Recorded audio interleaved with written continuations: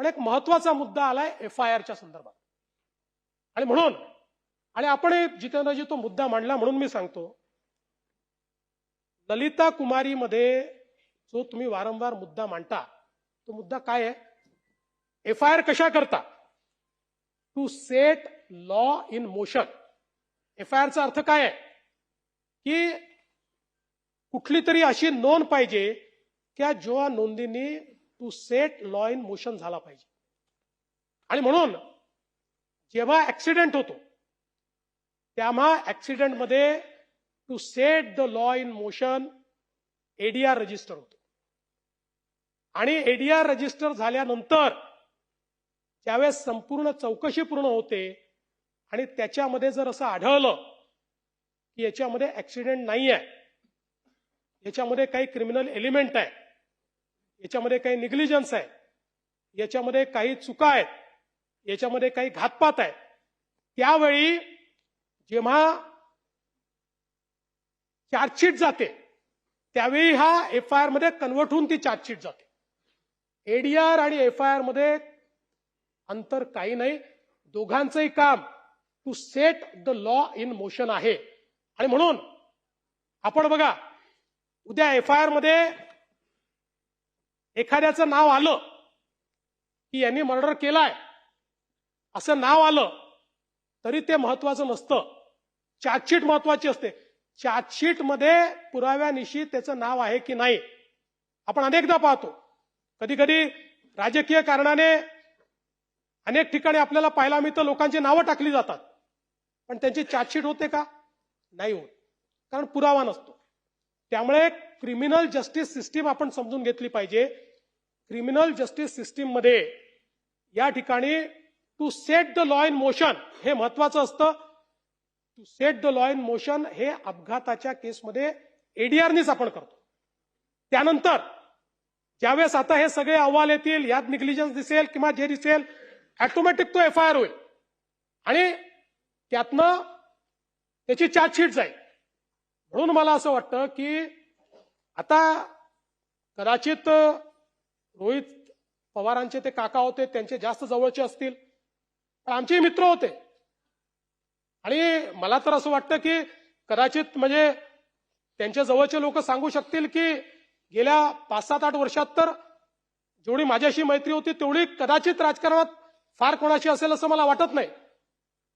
त्यामुळे आम्ही कुठेतरी त्यांच्यावर FIR होऊ नये किंवा तो ब्लॉक व्हावा हे का करणार आहे? आपल्याला क्रिमिनल जस्टिस सिस्टीम मध्ये या पद्धतीनंच काम करावं लागतं. होतो ना, अगदी मी उदाहरण सांगतो की बावनकुळे साहेबांना बुक्की मारली, FIR होऊन जाईल, कारण ते हर्ट आहे. हा ऍक्सिडेंट असल्यामुळे पहिले ADR होतो, ADRच FIR मध्ये कन्व्हर्ट होतो, त्याची ती प्रोसेस चाललेली आहे.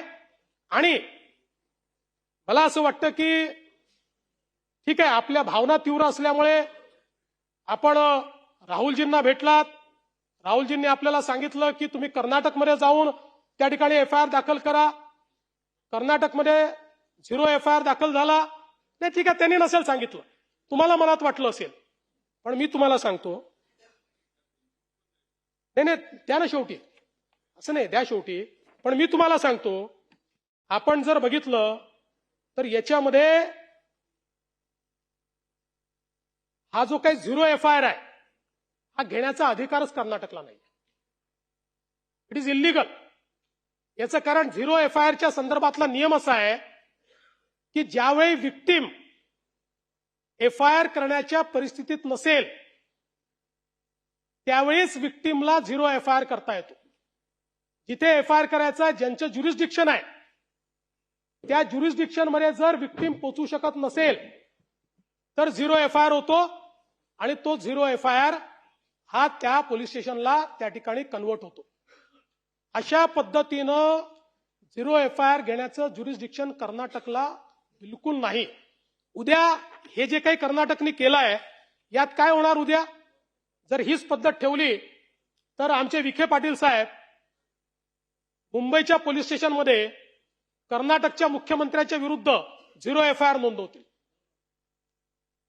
आणि माझ्या दबावापोटी समजा नोंदला गेला, मी आणत नाही दबाव, नोंदला गेला आणि तो 0 FIR म्हणून जाईल. आणि म्हणून याकरता 0 FIR नाही आहे. मी आपल्याला पद्धती पण सांगतो. हे you may be aggrieved and you have all right to be aggrieved, पण त्याच्यातली पद्धत ही आहे, याकरता पद्धत अशी दिलेली आहे की अशा पद्धतीनं तुम्हाला जर वाटतं की FIR दाखल झालाच पाहिजे आणि समजा प्रशासनाचं मत आहे की ADR will be converted into FIR, तर याच BNSच्या कायद्याने तुम्हाला 175(3) दिलेला आहे, ज्याच्या अंतर्गत तुम्हाला संबंधित कोर्टात जाता येतं आणि कोर्ट डायरेक्ट करतं की याच्यात FIR दाखल करा.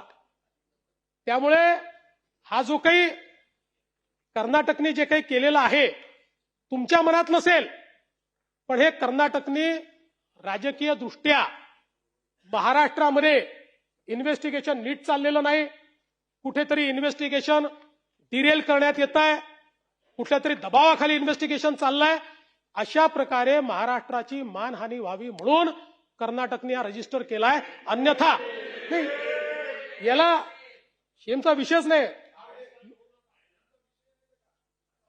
नाही एक मिनिट. आणि म्हणून तुमची भावना नसली तरी खरं म्हणजे कर्नाटक मधल्या पोलीस स्टेशननी तुम्हाला हे सांगायला पाहिजे होतं की या ठिकाणी 0 FIR ची केस नाही आहे, कारण you have accessibility to the police station where it is registered, you have accessibility. आणि त्यांनी जर तो रजिस्टर केला नाही तर 175(3) च्या अंतर्गत तुम्ही कोर्टातनं तो रजिस्टर करून घेतला पाहिजे. पण मी तुम्हाला आश्वासित करतो, तुमच्या मनात शंका ठेवू नका. आकाश पाताळ एक करू, पण या केसमध्ये जर कोणाचा घातपात असेल, कोणाचाही बाप असला तरी त्याला खोदून काढू, सहन नाही करणार. कदाचित तुमच्या तीव्रतेपेक्षा माझी तीव्रता कमी असू शकते, पण इतकी बोथट नाही आहे की अजितदादांच्या केसमध्ये कोणी कॉन्स्पिरसी करेल आणि आम्ही त्याला सोडून देऊ, त्याचा मुर्दाही खणून काढू, एवढं तुम्हाला मी आश्वस्त करतो. आणि पुन्हा सांगतो, तुम्ही जे प्रयत्न करतात माझं समर्थन आहे, मी त्याच्या विरोधात नाही आहे. फक्त ते प्रयत्न करत असताना माझी तुम्हाला विनंती आहे, तुम्ही तरुण आहात, इतरांची तीव्रता कमी आहे असं तुम्ही समजू नका. कदाचित तुमच्यामध्ये लिडरशिप आहे, तुम्ही समोर जाऊन करतात.